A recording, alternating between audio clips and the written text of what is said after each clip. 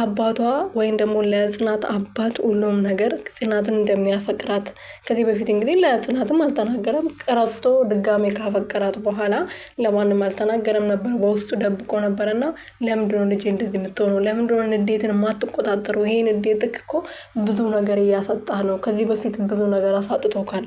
ለምንድነው ይሄ ከዚህ በላይ የምትናደድ? ከዚህ በላይ ደግሞ ማትረጋጋ ከሆነ ብዙ ነገር ያሳጣሃል፣ ህይወትን ሊያሳጣ ይችላል፣ ተረጋጋ ብሎ ሲመክሩት እንግዲህ አዎ እሱ ልክ ኖት፣ ከዚህ በኋላ እረጋጋለሁ፣ ግን እንደዚህ እያደረገኝ ያለው የጽናት ፍቅር ነው። ጽናትን ማንም እንድነካትና ማንም ቀና ብሎ እንዳያት አልፈልግም፣ በጣም አፈቅራታለሁ ብሎ ለአባባ ጽናት እንደሚያፈቅር ተናግሯል ማለት ነው። አባባን ብታፈቅራትም ይሄን ያህል ከሰው ጋር መጋጨት፣ ከሰው ጋር መባላት፣ የሀገሪቷን ስነስርዓት ወይም ደግሞ ወግ ስነስርዓቷን ማጥፋት የለብህም፣ ከበዛብኝ ጋር መደባደብ አልነበረብህም ብሎ ሲያመክሮት ነበረ። እንደዛም ሆኖ እንግዲህ ከአካባቢው ለትንሽ ጊዜ ራቅ ማለት አለብህ ብሎ ከአካባቢው ርቋል። ከአካባቢው የራቀበት ምክንያት ደግሞ እዛ አካባቢ ከሆነ በዛብኝ ኪራን ሊጎዳው ይችላል። በዛ ደግሞ በሱ ምክንያት ወንድሙ በቀለ እስር ቤት ገብተዋል።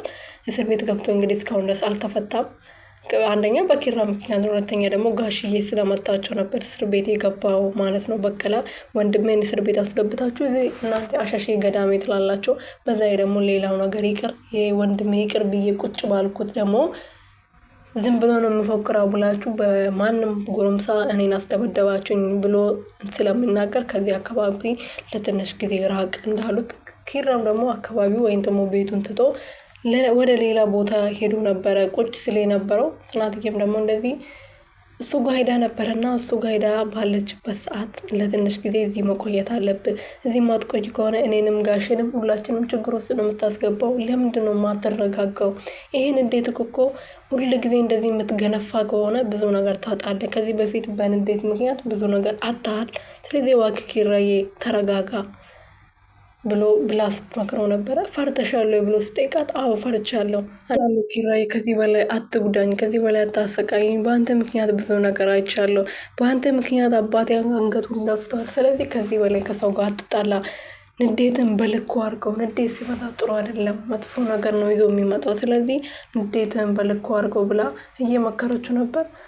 እሱም ምንም አይልም፣ እየሰማት ነበር ማለት ነው። ከዚህ በኋላ እንደዛ አላደርግም፣ በጣም ይቅርታ አድርግልኝ ብሎ እየጠየቃት ነበረ እና ይቅርታ አድርጋለታለች። ጽናትዬ ደግሞ በሱ የሚጨክን አንጀት የላትም ማለት ነው።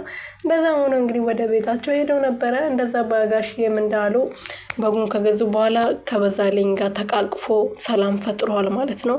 ኒናዬ ደግሞ ዛሬ ናት እንግዲህ ወደ ቤት ልጅቷን እንቡጥዬን ማለት ነው እንቡጥዬ ይዛት መጥቶ ነበርና እሷን ለማናደድ እሷን ለማስቀናት እዚህ እናድራለን ብሎ እንቡጥዬን ይዞ መጥቶ ነበረ።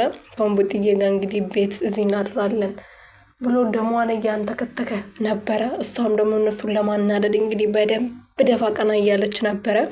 ደፋ ቀና እያለች እንግዲህ አይኗ ውስጥ እየተፋችባት ውሃ አምጪልኝ ውሃ አምጪላት ሲላት እንግዲህ ጨው በደንብ አድርጋበት የአይላንድ ውሃ አምጪላት ብሎ ነበረ ኩሽና መጥቶ ሄደው የአይላንድ ውሃ ሳይሆን ከባል ውስጥ ስንት ጊዜ የቆየ ውሃ ጨው በደንብ ድርግም አድርጋበት ነበር ይዛላት የመጣችው። ልጅቷ እንግዲህ ውሃውን ከጠጣችው በኋላ የሆነች ጨምላቃ የሆነች ልጅታት እዚህም ቤት ማቀዝቀዣ የለም እንደ እዚህ ቤት ውስጥ ነው እንደ የምትኖሩት ምናምን እያለች ነበር። ኒናዬ ደግሞ እዛ ቤትሽ ውስጥ ምን የሚያክል ፍራሽ ላይ እየተኛሽ እዚህ መጥተሽ እዚህ ታሪብኛለሽ እንደ ከፈለሽ ለምን አሁን ጥርግ አትይም እያለቻት ነበረ።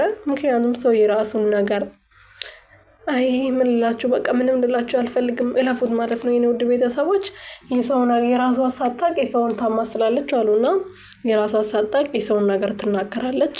እንደዛ ነው የሆነው ነገሩ እና ኒናዬ እንግዲህ በደንብ አናዳታለች። በኋላ ላይ ግን እንግዲህ እኔ ከዚህ ቤት መሄድ እፈልጋለሁ ብላ ስትናገር ከዚህ ቤትማ መሄድ የለብሽም የኔ ውድ እኔ ያለሁልሽ ስትል ነበረ ስትላት ነበር ማለት ነው። እንደዛም ሆኖ አልሄደችም።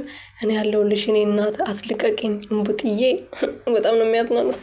እንቡጥዬ እኔ እናቴ ድረሽ እና እንደዛ ፈታ ሲያደርጉኝ ነበረ። ቅዱሴ ደግሞ እነ ወይዘሮ አማል ማላዬ ነው የናሆሜ እናት ቤት ሄደዋል። እናንተ እነሱ የሄደበት ምክንያት ደግሞ የናሆሜ አባት እንግዲህ ብዙ ነገር መክሮ ዘክሮ ወደ ትዳሩ እንዲመለስ ወደ ቤቱ እንዲመለስ ቅዱሴ ነበር ያደረገው። እንደዚህ ማድረግ የለብም አንተ የልጆች አባት ነህ፣ ሚስትን ለስንት ዓመታት አንድ ላይ የኖራችሁ ሴቶች ናችሁ። ስለዚህ እንደዚህ በቀላሉ እናንተ መለያየት የለባችሁም፣ ፍቅር ልታድስ ይገባሃል ብሎ እንግዲህ ወደ ቤት የመለሰው ወደ ቤት እንዲመለስ ያስደረገው ቅዱሴ ነበር እና ለሱ እንደ እንትን ይሆናል እንደ ምስጋና ይሆናል ብሎ እንግዲህ ቤት ድረስ ጠርቶ አለምዬን እንግዲህ ቤቷን የባለ ትዳር ቤት ሞቅ እያደረገች አውቆ ነው መስለኛል ጽዮንና ወይዘሮ አለምዬ የተቀየሩ እያስመስሉ ነው። እንግዲህ የተቀየሩ አይመስለኝም። ለማንኛውም አብረን የምናይ ይሆናል። ምሩዬንም ቤት ድረስ ሄዶ ይቅርታ ጠይቆ ነበረ። አሁንም እንግዲህ ጽዮን እኔ ልጃችሁ ባልሆንም ግን እስከዛሬ ላረገችልኝ ነገር በጣም አመሰግናለሁ። ከዚህ በኋላ ከጥፋቴ ተምሬ እናንተን እንትን ለማለት እሞክራለሁ። ጋሽዬ በጣም ይቅርታ እስከዛሬ ያጠፋሁት ብላለች። ግን አይመስለኝም የተቀየሩ አስመስሎ እርግጠኛ ነኝ ምሩ ሊጎዳት ነው እንጂ እቺ ሴትዮና ጽዮን ተቀይሮ አይደለም። እኔ ግራ የሚገባኝ ነገር ሲሆን ሁሉም ቦታ ላይ መጥፎ ሆና ነው የምትሰራው። ማርያምን ሁሉም ድራማ ላይ ማለት ነው የሆነ ሌላ በቃ ካራክተር አትችልም መሰለኝ እና ሁሉም ድራማ ላይ ክፉ ሆና ነው የምትሰራው። እዚህ ላይም ክፉ ሆና ነው የምትሰራው ብዙ ድራማዎች ላይ ማለት ነው። እና እዚህ ላይ እርግጠኛ ነኝ እሷ በአንዴ እንደዚህ ተቀይር አይደለም። አለምዬም እንደዚህ ምሩ ላይ በአንዴ ጥሩ ሰው ሆና አይደለም፣ አውቃ እያስመሰለች ነው። ምሩዬን አውቆ ወደ ቤት አምጥቷት ወይም ደግሞ ልጁ እንዲወርድባት መድኃኒት ሊሰጧት ወይም ደግሞ ሊገሏት ሊሆን ይችላል። ምሩዬ ደግሞ አለምዬ የሆነ ነገር ካረቻት ይቅርታ እንኳን ብትላት በአንዴ ነው እሺ የምትላት። ምንም ነገር አታውቅም። ባለፈው ራሱ ተይ አትሂጂ እያለቻት ነው ምሩ። ሰኒ አትሂጂ ተይ እንደዚህ አታርጊ፣ እሷ እንደዚህ በአንዴ የምትቀየር ሴት አይደለችም ብላ እየተናገረች ነው። ቤት ድረስ ሄዳ ባሌን ከባሌ ያለየሽኝ፣ ቤቴን አበረርሽብኝ፣ አንቺ የተረገምሽ፣ አንጀቴን አስሬ ነው ማለቅስብሽ፣ ይሄ ልጅ ራሱ በሰላም አትገላገይም፣ አንቺ በሽተኛ አርፈ ቁጭ ብለሽ መድኃኒትሽን ብትወጪ ይሻልሻል ብላ ነበር ሳደፋ ከቤት ያባረረቻት። ስለዚህ እሷ የመቀየር ሀሳብም የለባትም። አሁንም የሆነ ሴራ በደንብ እያሴሩላት ነው ለአቶ ለናሆሜ አባትም ምሩዬም ማለት ነው። እና እንደዚህ በቀላሉ ተቀይራ አይመስለኝም። ለማንኛውም መቀየራቸውን አንድ ላይ የምናይ ይሆናል። ኒናዬ እንግዲህ ያለች አሁንም ማነው አሸባሪ ነው አስጨናቂ እንግዲህ አሁንም ከዛ ቤት አልወጣም፣ ተመልሰው መጥተዋል። ማነች ቤዛ ነው ማን ነበረች የኤደን አንገት ላይ የነበረውን የእናቷ ማስታወሻ እንግዲህ ወስዶባታል። እሷ ደግሞ እስካሁን ድረስ እየፈለገችው ነው። እሱ ጋር እንደሆነ ምንም የምታውቀው ታሪክ የለም። በምን ሰዓት እንደወሰደባትም አጠገቧ ቆሞ እያታላላት ነበር የተቀበላት እና ኤደን እንግዲህ በጣም ደብሯታል። እዛ ሀገሯ ላይ ስትገባ በአባቷ ሞት ምክንያት እሷ ናት እንደዚህ ያደረገችባት ብሎ ብዙ ወሬ እያወሩባት ስለነበረ የእሷ እድል መጥፎ ነው፣ በሷ ምክንያት ነው፣ የእሷ አባቷን ፈልጋ ሲሆን ንብረቱ ፈልጋ ነበር እሱ ጋር የሄደችው ብሎ እያወሩባት ሲያስቸግሯት እንግዲህ ተመልሳ መጣ። ብቻዋን ናት። ምሩዬ እንግዲህ ደግሞ የኪራ እህት እዚህ ናት እና ምንም ዝም አልናት። በፊቱ እንኳን ኪራ ስለነበረ ጓደኛም ስለነበረች ምንም አትልም ነበር። አሁን ደግሞ ከመጣች በኋላ አግኝተናት ስለማናቅ እናገኛናት እና እናዝናናት ወይም ደግሞ እሷ ቤት ሄደን ቡና እንጠጣ ብላ ሰንዬ እንግዲህ ከመከረቻት በኋላ ደውላላት እንግዲህ እንገናኝ፣ ቤትሽ እንመጣለን፣ ኬሱም እንግዳ አታስተናግጂም ወይ ብሏት እንግዲህ ወደ እሷ ቤት ሄደዋል። ወደ እሷ ቤት ከሄዱ በኋላ እንግዲህ ብዙ ነገር እያወራችላቸው ነበር። ስራ ማታለች ልጅቷ፣ የቤት ኪራይ ደርሶብኛል ብላ ተጨናንቃ እያወራቻቸው ነበረ።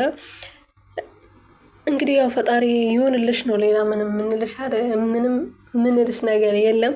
ናሆሜ በዛው ቀርቷል። ማን ነው ናሆሜ አልመጣም እስካሁን ድረስ ለፊልድ እንደወጣ እንግዲህ ይመጣል ብዬ ተስፋ አደርጋለሁ። ምሩዬ ምንም ሳትሆን ምንም ሳያረጓት ማለት ነው። ምክንያቱም አለምዬ እንደዚህ በቀላሉ የምትላቀቅ ሴት አይደለችም። በደንብ ቁጭ ብሎ ሲወያዩ ነበር እሷን ለመጉዳት። ናሆሜ ቢመጣ እንኳን ትንሽ እሷን የሚጎዱበት መንገድ ትንሽ ይዘጋል ብዬ አስባለሁ፣ ናሆሜ እዚህ ቢኖር ማለት ነው። እናንተ ምን ይመስላችኋል የኔ ውድ ቤተሰቦች?